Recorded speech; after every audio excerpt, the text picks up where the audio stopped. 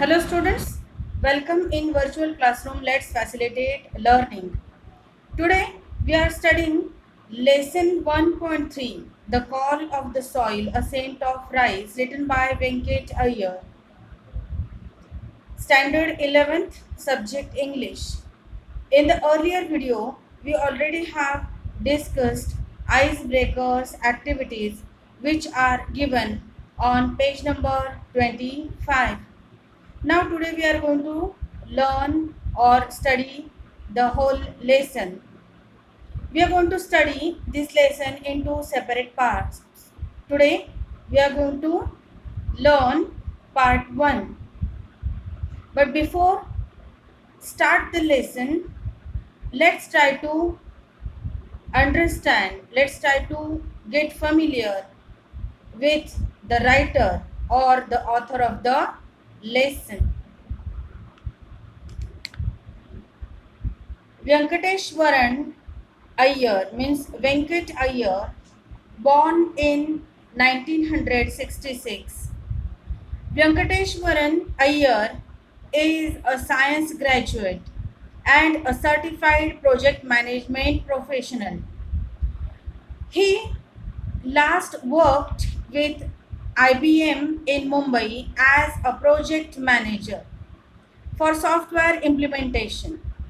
After 17 years in the IT industry, he quit in 2004 to live on his organic farm in Pet village in Dahanu Taluka, Palghar district, Maharashtra. His book, Moong over Microchips, traces his transition from techie to farmer over a period of 15 to 17 years. It was not a career change, but a lifestyle change I was looking for, he says about his decision to shift to the quieter environs of a village. He insisted on practicing organic farming from the outset. He was resolute in spite of numerous challenges which he faced. Today, not only does he delivers lectures on organic farming, but also has joined hands with organic farmers and NGOs working in the organic field to propagate organic farming to ensure that the land at least is not ravaged while they try to make a living out of agriculture. The Call of the Soil, a Saint of Rice, written by Venkat Iyer. Now let's try to understand the lines which are given in the lesson. The first crop. It was April 2004. I stood in the middle of the lush green field of Moong, means green gram, and looked around me. It was just before sunrise, and the sky was turning a bright orange. The ground was damp, and the leaves were shining with dew. My bare feet were muddy as I walked around gingerly inspecting the plants. Now, that year was 2004. It was just before sunrise. The sky was turning a bright orange. The ground was damp and the leaves were shining with dew. The author was walking gingerly. Gingerly means cautiously and carefully in his lush green field of Moong, inspecting the plants. Around me were rows of chiku trees, and below a dense foliage of Moong. At that point, I could not have asked for anything more. The Moong plants, not more than 2 feet tall, had green pods hanging out. The pods were not very ripe, and there was a light fuzz growing on them. There was still some time before the harvest. I felt exhilarated. Exhilarated means very happy. Around the author, there were rows of chicos, and below a dense foliage. Foliage means leaves of the mung plant with the green pods having a light fuzz on them. There was still some time before the harvest. The author, who had quit his job in the IT industry to live on his farm, was very happy with the outcome of his decision. He felt very much happy.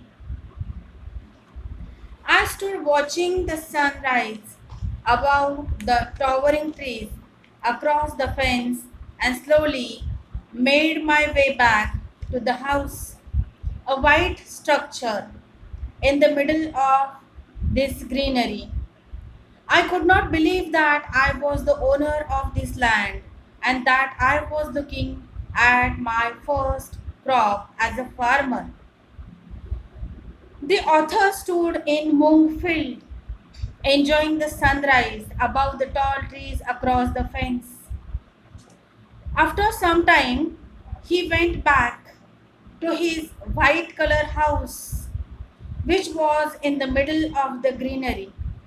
He could not believe that he was the owner of the land, of the field, and got success in agriculture as a farmer. After I had paid the advance money for the land, I thought I would have some time to get familiar with farming. The author paid the advanced money for the land and thought that he would have some time to get familiar with all the activities related to farming. But Moru Dada, the broker who got us the land, had other ideas. He was keen that we plant moong at once. I was not prepared for this. I was still reading books and trying to figure out what we could sow and how we should go about it. Now, Moru Dada is a first character introduced in the lesson with writer. Moru Dada was a broker who got the land for author and he had other ideas in his mind. He insisted author to take crop of moong, that is green gram. The author didn't like the idea as he was reading what to sow and which would be the appropriate time. Now, Moru Dada was quite firm. He said the season was right for sowing moong and the best seeds were available in Surat in the adjacent state of Gujarat. Now, at that time, Moru Dada, who was a broker, was quite firm with his decision. He insisted the writer that this was the correct time for sowing moong and the best seeds were available in the city Surat in the adjacent state of Gujarat. I made a quick trip to Surat and bought around 10 kilograms of moong. Moru Dada rented his tractor to plow the land and quickly planted moong all over the place. Now writer decided to try out with the crop of moong. So he quickly made a trip to Surat and bought around 10 kilograms of seeds of moong. Moru Dada rented tractor to the author and he helped the writer to plant moong all over the place. A few days later, we were overjoyed to see tiny green leaves. I had never seen moong growing before and was thrilled at the sight. Just after a few days, writer felt very much happy when he saw tiny green leaves of moong. The writer is saying that he had never seen moong growing before and he was really felt amazed and thrilled at that sight. It was the same thrill I had felt as a young boy when I saw the first of the hibiscus I had planted bloom at the railway quarters in Vile Parle in Mumbai. I was grateful to have taken Moru's advice. Now, after seeing this beautiful scenario of moong crop, writer felt very much thrilled, and the author is sharing one of the incident of his teenage. When writer was a young boy and when he lived in Vile Parle in Mumbai at the railway quarters, at that time he planted hibiscus.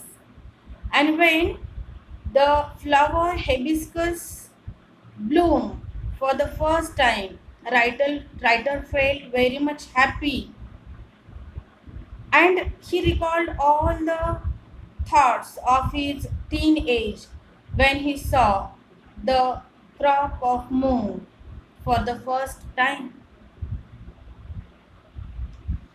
The next thing Moru Dada wanted to do was spray some pesticide on the plants. He claimed that it would give a higher yield. This was something we did not want to do. We were clear that we would not use any chemicals and tried to explain it to him. Now the writer disagreed with Moru Dada because Moru Dada suggested the use of some pesticides on the plants. The author was absolutely clear in his mind not to use any chemical which will be harmful for the soil, the plants, and ultimately for human health. But for Moru Dada and his friends who were used to the conventional farming, this decision of the author was unthinkable. So, writer tried to explain everything to Moru Dada how using chemicals can prove harmful for human health. He reacted as if we had suggested harakiri. Now, when writer suggested lots of things to Moru Dada, it was like suggesting harakiri. Now, what is harakiri? Harakiri is a formal way of killing yourself by cutting open your stomach with a sword. Now, it took a lot of convincing to ensure that Moru Dada and his friends did not use any chemicals on the farm. They refused to understand how crops could grow without sprays. Now, Moru Dada and his friends were used to the conventional farming. So, the writer felt very much surprising after hearing the suggestion from Morudada. But still, the author was firm and he suggested Morudada not to use chemicals and to grow the crop without any kind of use of sprays. Contrary to what everyone had told us, nature did her job and she needed no bribes to get the work done. Now, nature certainly does not need chemical fertilizers and pesticides, but she does not need help, especially on farms. The land gets barren after crops have been grown on it year after year, and natural fertilizers have to be added to make it fertile once again. Maybe in forests this happens without human interference, but on farms humans have to lend a hand. But here, on the other hand, without any kind of bribe, nature did her job. Soon it was harvest time, and we managed a respectable 300 kilograms. An awful lot of moon and with a lot of confidence. Now writer felt very much happy because he managed to get the crop nearly 300 kilograms. Now here the writer says he grew an awful lot of moong. An awful lot of moong is an idiom meaning a very large amount. Everyone known to the writer did not expect a good yield of moong since he refused to spray any chemical on the plants. In spite of that, nature did her job and the writer could get 300 kilograms of moong, which was not only awful, that means large number, but also a confidence builder for a first timer. Now I was certain the land was fertile and that it was possible to grow crops without chemicals. It was a major moral booster. Now, writer became very much confident that the land was fertile and now it was possible to grow crops without using any kind of chemicals in it. So, ultimately, the crop will be beneficial for human health. And that thought was really a major moral booster for the author. The Saint of Rice. The first year I was late for the rice sowing season and had to resort to growing the GR4 variety that was short term and recommended by the agricultural officers at Coast Guard. Now, in the year 2004, writer was quite late for sowing the crop like rice. After that, writer decided to take the crop of rice. So, the officers at Coast Guard from agricultural department recommended the writer to take the crop GR4 variety, which is a variety of rice. The next year, we decided that we would start early and try to find some good traditional variety of rice to grow.